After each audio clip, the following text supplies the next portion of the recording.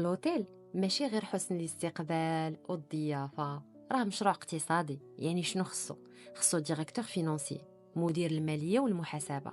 هاد المدير هذا هو العقل اللي كيسهر على الحسابات، المصاريف، الأرباح والميزانية العامة.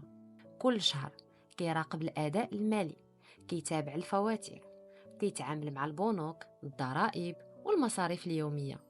المهمة ديالو دقيقة بزاف، خاصو يكون منظم صبور وشفاف، لأن بلا توازن مالي حتى شي فندق واخا يكون خدام مزيان يقدر يطيح. واش عندك عقلية تحليلية كتبغي الأرقام والتنظيم؟